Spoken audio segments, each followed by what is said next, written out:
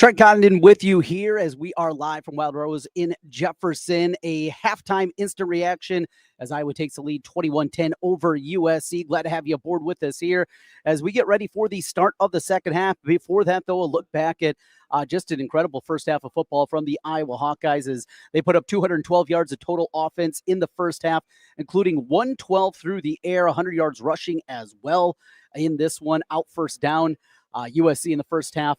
12-8, 156 yards of offense against USC. Trick play to take the 21-7 lead. I think that's going to be remembered for a while. And certainly if Iowa finishes off this victory, it's going to be one that's going to go down the annals of Hawkeye football. And the Philly special turned it into the Iowa special with Reese Vanders, the quarterback at the high school level when he was playing up in Northwest Iowa. And he does it on the throw to Mark Gronowski as Gronowski gets in there.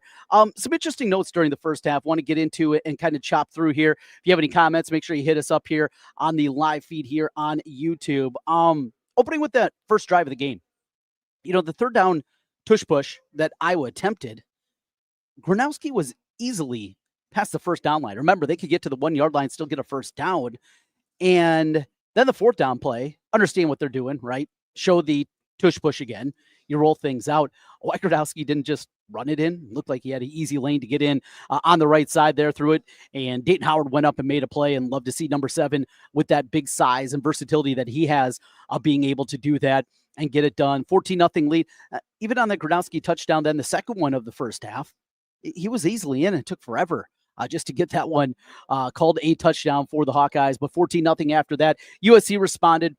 Big third down call that went against the Hawkeyes as Deshaun Lee was hit with the hold. It was a hold. I mean, you could see it was clearly a hold when they went to the replay on that one. Still in those wet conditions, that's one where maybe you don't need to be quite as handsy because those balls are slipping, sliding, and making their way. I want to go back to Gronowski also here for a moment and just seeing how this is a guy that has played in conditions, right? Playing at South Dakota State. You think of some of the weather games that they played. Now, when you get to the national championship game at the FCS level, you're playing down in Frisco, Texas. So normally the weather conditions are a whole lot better. But before that, you're playing a mess of games. And out of the Dakota schools, they're the only one that actually plays outdoors. They hosted a lot of playoff games. So you can just see how smart he's been with the football. You know, that one throw up the right side to Vanami on that one, he was just really careful with it. He knew it was there. Don't want to underthrow it. Just make sure you get it out there. Give your receiver a chance to go out there and make a play. Jacob Gill making play up the sideline to set up that first touchdown. The wide receivers are looking at minimum competent at this point. And back to DJ Vanami, that dude we've been waiting for, the next great Iowa tight end. Found like maybe they found one with a walk-on. And as hanging out today with Dallas Clark here in Jefferson as he was here for the meet and greet at Wild Rose Jefferson. Maybe some similarities that are happening there. A guy from the western half of the state and making plays here early on in his career, just a redshirt freshman.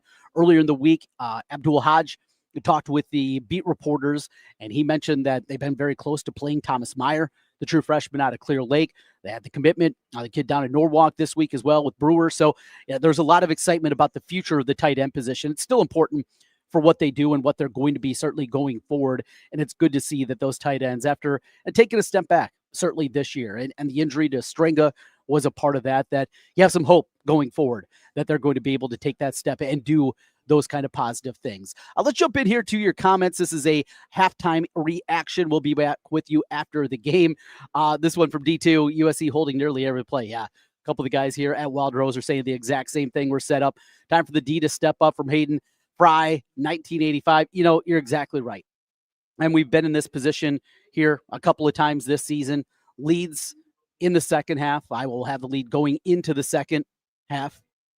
And here we are. The D has to get some stops now. And it's going to be up to them, I think, for this one. This is still a USC team. And that's the part at 21-10. It feels like Iowa should almost be up more. You know, Iowa's played so well in the first half and only an 11-point lead against as explosive as USC can be. Definitely feels like that one. Vander Z with an absolute dot. Absolutely. That's from Cash. Where's your boy Jizz? Oh, Biz? I think he's talking about Biz. I thought you were talking about Jazzion Patterson. Mentioned that in the pregame here this morning that he is an important guy the way that he runs his physical style, and you saw that bounced out of behind one of his offensive linemen and got that a run that set up what eventually was the Iowa special into the end zone. Vanner Z to Gronowski. He runs hard. He doesn't got a lot of wiggle. He's going to be power running. Keep going and keep running the football. Refs keeping USC in the game from springtime. Yeah, it feels like you're absolutely right that there is a whole lot of that.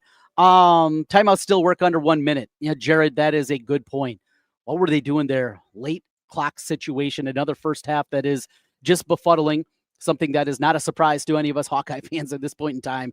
I was struggling in clock situations at the end of a half, and it feels like another one there. At least set up that opportunity. I do wonder, late, long field goal in the rain, if Kirk was spooked, what happened against Penn State, if that maybe lingered in the back of his mind in that one.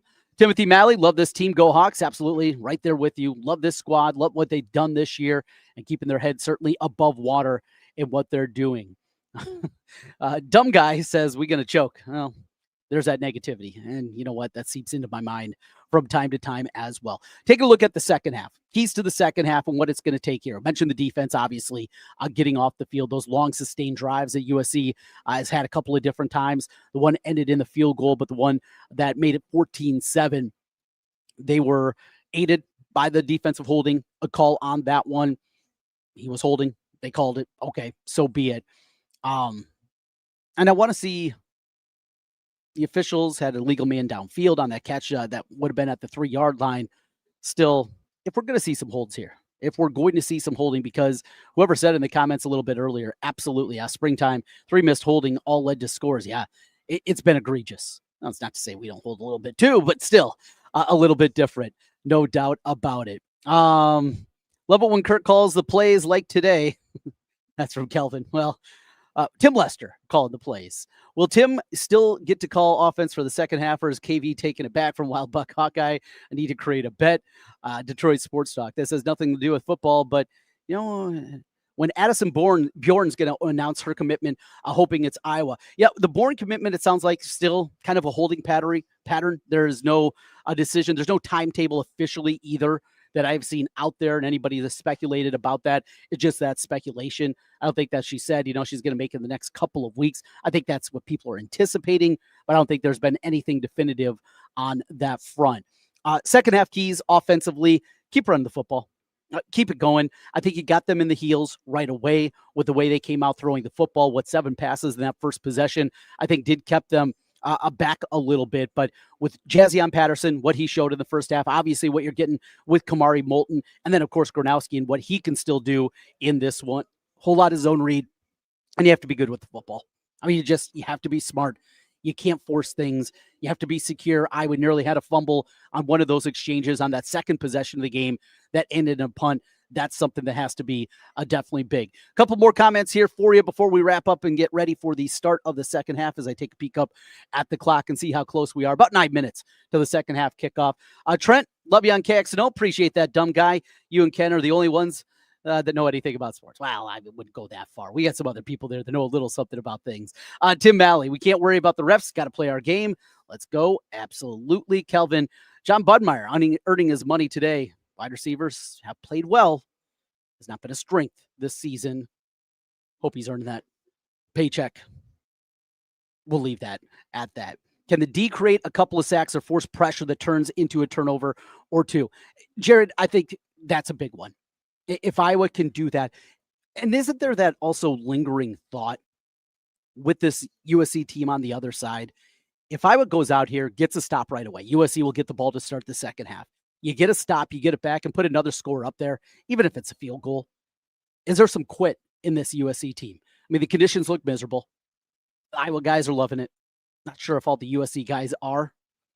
That's one that I do wonder about, if there's some quit in this USC team. So make it happen. Go out there, dominate right away, jump on them early, get the defense going, and let's get a victory. Let's set the stage for next week's senior day against Michigan State with some positive vibes in the final couple of games here of the regular season. It's still a path. Yeah, still a path. Hope. It's small hope, but hope is still alive. We will be back with you after the conclusion of this one. We are at Wild Rose in Jefferson. Dallas Clark earlier today with the meet and greet here. Fun time seeing Dallas and all the people that were here. Big lines that were waiting to get autographs and hang out with him. Got a great print. I talked about that a little bit earlier. If you missed our pregame podcast here, we talked a little bit about that. Kevin Richards, a cool print of Dallas Clark wearing his Iowa uniform, Indianapolis Colts, and he can do some things for you with some cool artwork that he puts together. And thanks to Kevin for that one. We'll be back again after the conclusion of this one. Iowa at the half leads at 21-10 over USC. Let's get some positive vibes. Let's get some good feelings. Let's get a win. We'll talk to you after the ball game. This is Locked On Hawkeyes. Hey, make sure you hit subscribe if you're watching us on YouTube. Greatly appreciate that, and all of you out there.